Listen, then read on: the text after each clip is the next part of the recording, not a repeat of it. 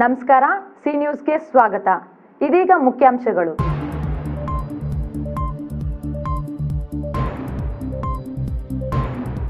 ರಸ್ತೆಗಳಲ್ಲಿ ರಾಜಾರೋಷವಾಗಿ ಲಾಂಗ್ಗಳೊಂದಿಗೆ ಅಡ್ಡಾಡಿದ ಕಾಂಗ್ರೆಸ್ ಕಾರ್ಯಕರ್ತರು, ಭಯದಿಂದ ತತ್ತರಿಸಿದ ಸಾರ್ವಜನಿಕರು.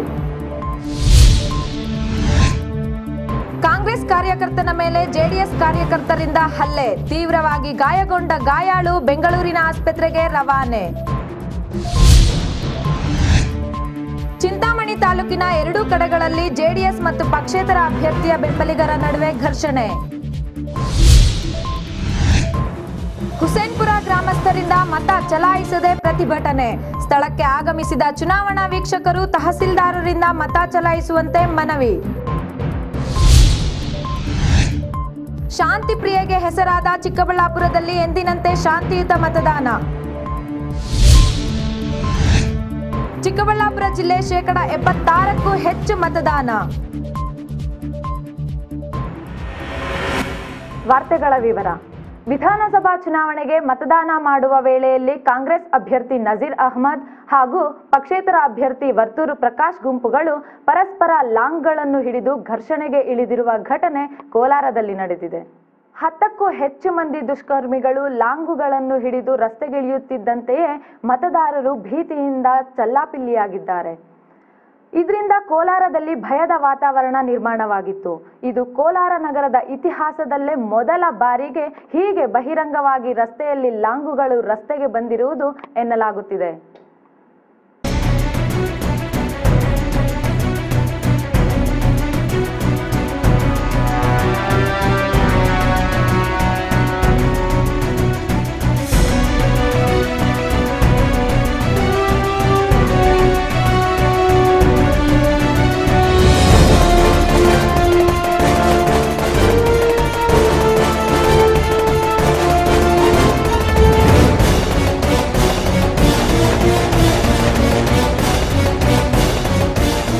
ಕೋಲಾರದ ಜೂನಿಯರ್ ಕಾಲೇಜು ಆವರಣದಲ್ಲಿರುವ ಮತಗಟ್ಟೆಯ ಸಮೀಪ ಬೆಳಗ್ಗೆ 10 ಗಂಟೆಯ ಸಮಯದಲ್ಲಿ ಕಾಂಗ್ರೆಸ್ ಅಭ್ಯರ್ಥಿ ಹಾಗೂ ಪಕ್ಷೇತರ ಅಭ್ಯರ್ಥಿ ಗುಂಪುಗಳ ನಡುವೆ ಘರ್ಷಣೆ ನಡೆದಿದೆ.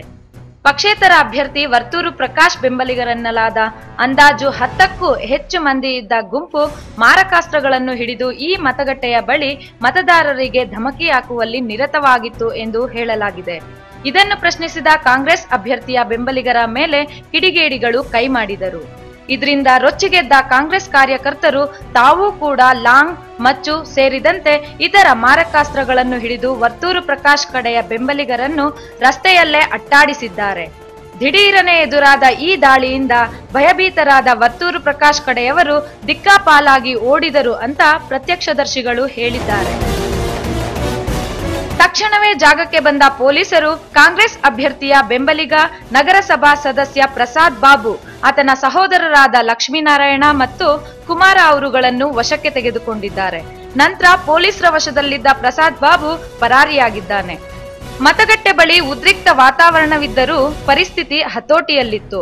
ವರ್ತೂರು ಪ್ರಕಾಶ್ ಕಡೆಯವರು ಬೇರೆ ಕಡೆಯಿಂದ ರೌಡಿಗಳನ್ನು ಕರೆತಂದು ಇಲ್ಲಿ ಪ್ರಚೋದನೆ ಮಾಡಿದ್ದು ಆತ್ಮರಕ್ಷಣೆಗಾಗಿ ತಾವೂ ಮಾರಕಾಸ್ತ್ರಗಳನ್ನು ಹಿಡಿಯುವುದು ಅನಿವಾರ್ಯವಾಯಿತು ಎಂದು ಬಂಧಿತ ಆರೋಪಿ ಹೇಳಿದ್ದಾನೆ.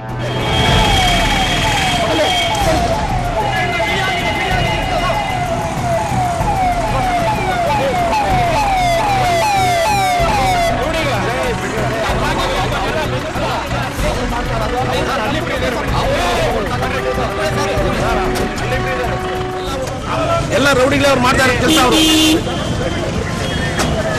ನಿಂತ್ಕೊಂಡಿದ್ವಿ ನಾವು, ಅರ್ಥ ಆಯ್ತಲ್ಲ, ನಾವು ನಿಂತ್ಕೊಂಡಿದ್ದೀವಿ. ನಮ್ಮ ಮೇಲೆ ತಪ್ಪಾಳಿಕೆ ಮಾಡಿ ಅಶ್ವಿನ್ ಅಂತ ಹೇಳೋನು ಅವ್ನು ಬಂದು ನಮ್ಮೂರು ನೋಡ್ತಾ ಇದ್ದಾರೆ, ಜನ ಸಾರ್ವಜನಿಕರೆಲ್ಲ ನೋಡ್ತಾ ಇದ್ದಾರೆ. ನಾವು ಸುಮ್ಗೆ ಇದ್ದೀರಾ, ನಮಗೆ ನಮ್ಮ ಜೀವ ಆಗ್ತಾ ಇತ್ತು.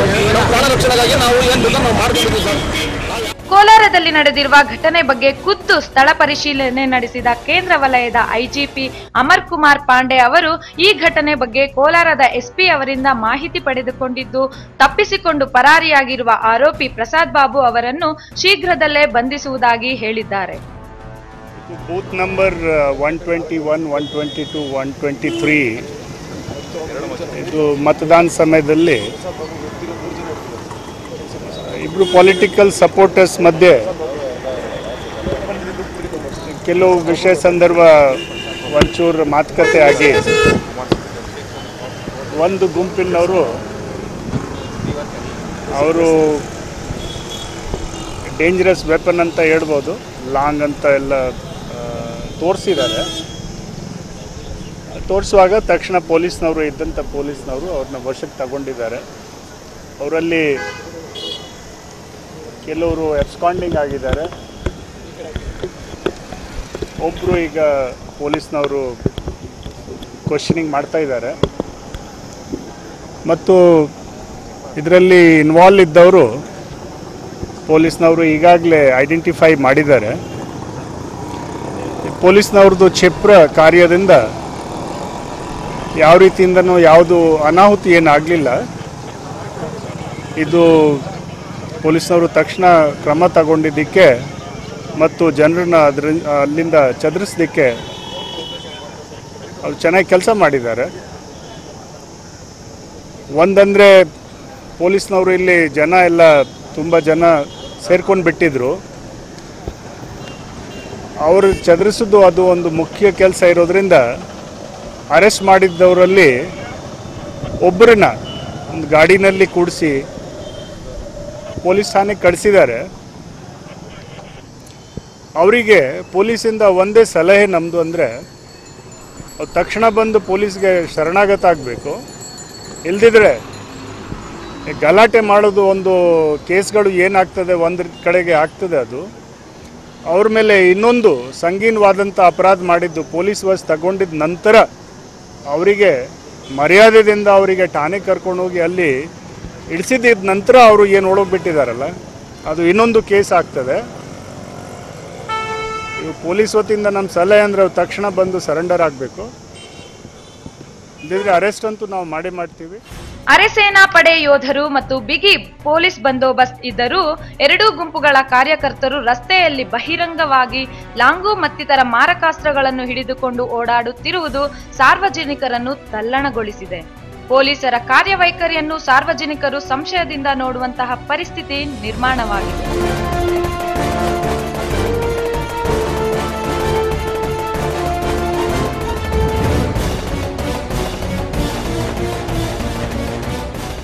ಕ್ಯಾಮರಾಮನ್ ಬಾಲು ಜೊತೆ ಜೆ ಸತ್ಯರಾಜ್, ಸಿ ನ್ಯೂಸ್, ಕೋಲಾರ. ಕಾಂಗ್ರೆಸ್ ಕಾರ್ಯಕರ್ತನೊಬ್ಬನ ಮೇಲೆ ಜೆಡಿಎಸ್ ಕಾರ್ಯಕರ್ತರ ಗುಂಪೊಂದು ಹಲ್ಲೆ ನಡೆಸಿದೆ. ಇದರಿಂದ ತೀವ್ರವಾಗಿ ಗಾಯಗೊಂಡ ಗಾಯಾಳು ಬಾಬಾಜಾನ್ ಅವರನ್ನು ಬೆಂಗಳೂರಿನ ಆಸ್ಪತ್ರೆಗೆ ರವಾನಿಸಲಾಗಿದೆ.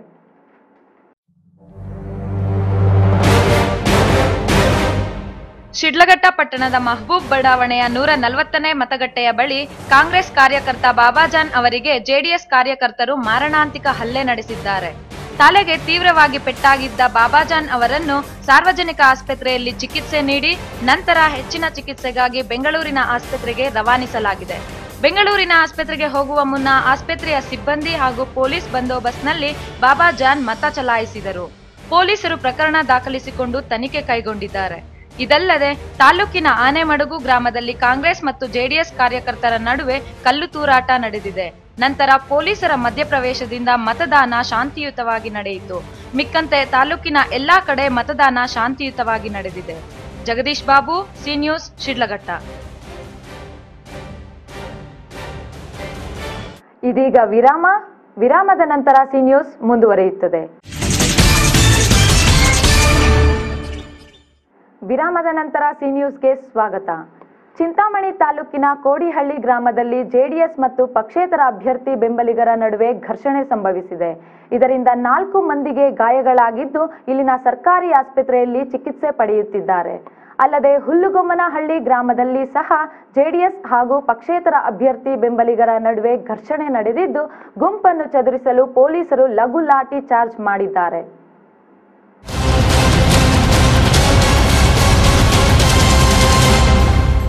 ಚಿಂತಾಮಣಿ ತಾಲೂಕಿನ ಕೋಡಿಹಳ್ಳಿ ಗ್ರಾಮದಲ್ಲಿ ಮತ ಕೇಳುವ ವಿಚಾರದಲ್ಲಿ ಸುಧಾಕರ್ ಹಾಗೂ ಜೆಕೆ ಬೆಂಬಲಿಗರ ಮಧ್ಯೆ ಘರ್ಷಣೆ ಸಂಭವಿಸಿ ಜೆಡಿಎಸ್ ಬೆಂಬಲಿಗರು ಸುಧಾಕರ್ ಬೆಂಬಲಿಗರ ಮೇಲೆ ಕಬ್ಬಿಣದ ಸರಪಳಿಯಿಂದ ಹಲ್ಲೆ ನಡೆಸಿದ್ದಾರೆ. ಇದರಿಂದ 4 ಮಂದಿಗೆ ಗಾಯಗಳಾಗಿದ್ದು ಇಲ್ಲಿನ ಸರ್ಕಾರಿ ಆಸ್ಪತ್ರೆಯಲ್ಲಿ ಚಿಕಿತ್ಸೆ ಪಡೆಯುತ್ತಿದ್ದಾರೆ. ಓಟಕ್ಕೆ ಹೋದರೆ ಅವಾಗ ಗಲಾಟೆ ಮಾಡಿದ್ರು. ಮತ್ತು ದೊಡ್ಡವರೆಲ್ಲ ಸೇರಿ ಆಚೆ ಕಳಿಸೋರು. ಮತ್ತು 2 ಗಂಟೆಗೆ ಹೋದರೆ ಓಟಕ್ಕೆ ನಾನು ಓಟ್ ಹಾಕೋದು ಮುಂದೆ ಬಂದೆ. ಅವ್ನು ನೋಡಿದ್ರು. ನಾವು ತಪ್ಸಕ್ಕೆ ಹೋಗಿ ನಾನು ಬಿತ್ತು ಅಲ್ಲ ಏಕೆ ಹೊಡೆದಿದ್ದು ಯಾಕೆ ಹೊಡೆದಿದ್ದು ಜೆ ಡಿ ಎಸ್ ಓಟ್ ಹಾಕಿ ಅಂತ ಹೇಳಿದ್ರು. ನಮ್ಗೆ ಯಾರು ಬಂದು ಇಷ್ಟ ಬಂದವ್ರಿಗೆ ಮತ್ತೆ ಅದಕ್ಕೆ ನಿಮ್ಮ ಮೇಲೆಲ್ಲ ಮಾಡಿದ್ರು. ನಮಗೆ ಅವ್ನು ಇದು ತಗೊಂಡು ಅವ್ನಿಗೆ ಅವ್ನು ತಪ್ಸಕ್ಕೆ ಹೋಗಿ ಇದು ಕೋಲ್ ತಗೊಂಡಿಲ್ಲ. ಅಲ್ಲ ಇನ್ನೊಬ್ರಿಗೆ ಏನಂದ್ರೆ ಅಂದ್ರೆ ಇನ್ನೊಬ್ರಿಗೆ ಇದು ಅವ್ರಿಗೆ ತುಂಬ ಗಾಯವಾಗಿದೆ. ತುಂಬ ಗಾಯ. ಅವ್ರಿಗೆ ಯಾವುದ್ರಲ್ಲಿ ಹಾಕಿರೋದು ಅವ್ರಿಗೆ? ಅವ್ರು ಮುಚ್ಚು ತಗೊಂಡು ಹಿಂದ್ಗಡೆ ಎಲ್ಲೆಲ್ಲಿ ಗಾಯ ತಲೆನೋವು. ಇನ್ನು ಕೈವಾರ ಹೋಬಳಿ ಹುಲ್ಲುಗೊಮ್ಮನಹಳ್ಳಿ ಗ್ರಾಮದಲ್ಲಿ ಮತದಾನದ ವೇಳೆ ಜೆಡಿಎಸ್ ಹಾಗೂ ಶಾಸಕ ಸುಧಾಕರ್ ಬೆಂಬಲಿಗರ ನಡುವೆ ಕ್ಷುಲ್ಲಕ ಕಾರಣಕ್ಕೆ ಮಾತಿನ ಚಕಮಕಿ ನಡೆದಿರುವುದು ಬಿಟ್ಟರೆ ಅಂತಹ ಹೇಳಿಕೊಳ್ಳುವಷ್ಟು ಅಹಿತಕರ ಘಟನೆಗಳು ಸಂಭವಿಸಿಲ್ಲ.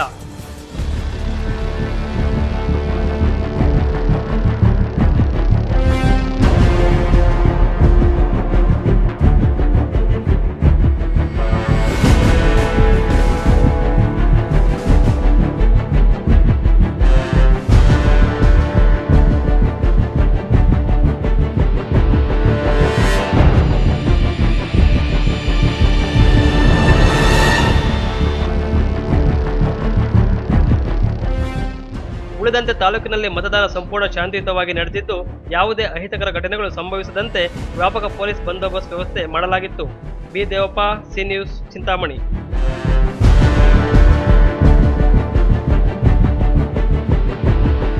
ಮೂಲಭೂತ ಸೌಲಭ್ಯಗಳಿಂದ ವಂಚಿತರಾದ ಗೌರಿಬಿದನೂರು ತಾಲೂಕಿನ ಹುಸೇನ್ಪುರ ಗ್ರಾಮಸ್ಥರು ಮಧ್ಯಾಹ್ನ 2 ಗಂಟೆಯವರೆಗೂ ಮತ ಚಲಾಯಿಸದೆ ಪ್ರತಿಭಟನೆ ನಡೆಸಿದ್ದಾರೆ.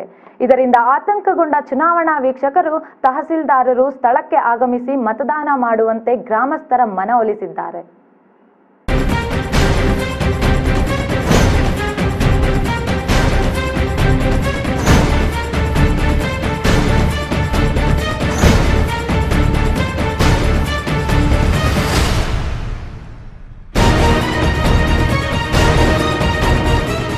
ಚಿಕ್ಕಬಳ್ಳಾಪುರ ಜಿಲ್ಲೆಯ ಗೌರಿಬಿದನೂರು ತಾಲೂಕಿನ ಹುಸೇನ್ಪುರ ಗ್ರಾಮದಲ್ಲಿ ಕುಡಿಯುವ ನೀರು ಮತ್ತು ಸ್ಮಶಾನಕ್ಕೆ ಜಾಗ ನೀಡುವಂತೆ ಗ್ರಾಮಸ್ಥರು ಬಹಳ ದಿನಗಳಿಂದ ಪ್ರತಿಭಟನೆ ನಡೆಸುತ್ತಿದ್ದರೂ ಜನಪ್ರತಿನಿಧಿಗಳಾಗಲಿ ಅಧಿಕಾರಿಗಳಾಗಲಿ ಗಮನ ಹರಿಸಿಲ್ಲ. ಇದರಿಂದ ಆಕ್ರೋಶಗೊಂಡ ಗ್ರಾಮಸ್ಥರು ಇಂದು ಬೆಳಗ್ಗೆ 7 ಗಂಟೆಯಿಂದಲೇ ಮತದಾನ ಮಾಡದೆ ಪ್ರತಿಭಟನೆ ನಡೆಸಿದರು.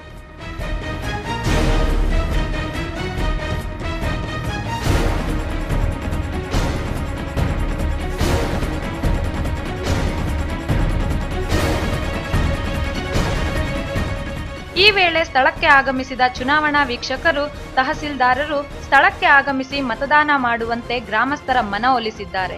ನಿಮ್ಮ ಸಮಸ್ಯೆಗಳನ್ನು ಮುಂದಿನ ದಿನಗಳಲ್ಲಿ ಬಗೆಹರಿಸಲಾಗುವುದು. ಮತದಾನ ನಿಮ್ಮ ಹಕ್ಕು. ಯಾವುದೇ ಕಾರಣಕ್ಕೂ ಮತದಾನದಿಂದ ದೂರವಿರಬೇಡಿ. ಮತ ಹಾಕಿ ಎಂದು ಗ್ರಾಮಸ್ಥರಲ್ಲಿ ಮನವಿ ಮಾಡಿದರು.